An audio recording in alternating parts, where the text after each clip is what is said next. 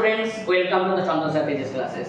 তোরা আমাকে অনেকেই প্রশ্ন করিস যে স্যার আমি প্রায় 11-এ 6 মাস ফাঁকি মেরেছি, আমি কি আবার রিভাইভ করতে পারবো, আমি কি আবার নিট পাবো বা জেই পাবো, কি পেজে অ্যাডভান্স হবো, বা রিপিটার্সের ক্ষেত্রে কোশ্চেন করিস বা 12-এর ক্ষেত্রে কোশ্চেন করিস স্যার আমার তো পুরো 11টাই আমি পড়িনি, আমি কি পাবো স্যার জেই বা নিট পাবো কি, বা যারা ড্রপার ব্যাচ তারা অনেক সময় কোশ্চেন করি স্যার আমার 2 বছর নষ্ট হয়ে গেছে, 3 বছর নষ্ট হয়ে গেছে, আমরা কি পাবো।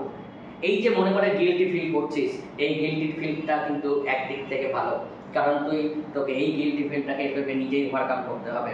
সবসময় আমরা সফল মানুষের জীবন কাহিনী পড়ি, এটা মনে রাখবি যে কোনো সফল মানুষের জীবন কাহিনীর পেছনে অনেক অসফলতা বা অনেক মানে অসফলতা কাজ করছে।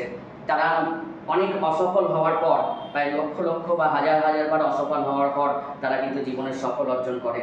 কোনো ব্যক্তি যে সফল ব্যক্তি সে কিন্তু কোনোদিনই সেটা ভেঙে পড়ে না, কারণ তার সফলতার পেছনে প্রত্যেকটা অসফলতা জড়িয়ে থাকে। এবং এটা তোরা জানিস যে failure is the pillar of success.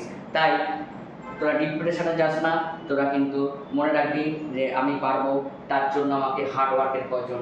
আমাদের ভগবান শ্রীকৃষ্ণ বলেছেন যে ভবিষ্যতের কথা চিন্তা করো না, অতীতের কথা চিন্তা করো না, যেটা বর্তমান সেটাকে নিয়ে চিন্তা করো। সুতরাং বর্তমানে আমি যেটা করছি সেটার পেছনে অত্যন্ত হার্ডওয়ার্কের দরকার। এই হার্ডওয়ার্ক যদি করিস তোরা নিশ্চয়ই জীবনে সফল হবে। আর সবসময় ঘুম থেকে উঠে আয়নাতে নিজে দাঁড়িয়ে বলবি আমি সফল হবই। তুই যখন সফল হবি দেখবি সবাই তোর কথা শুনবে, কারণ তুই একজন তখন সফল ব্যক্তি, কারণ তুই জীবনে সাকসেসফুল হয়েছিস। থ্যাংক ইউ ভিডিওটা দেখার জন্য। আর সবসময় মনে মনে রাখবি যে আমাকে হার্ডওয়ার্ক করতে হবে। আজকে আমি যদি হার্ডওয়ার্ক করি তাহলে ভবিষ্যতে আমার কিন্তু জীবনটা অনেক সিকিওর হবে।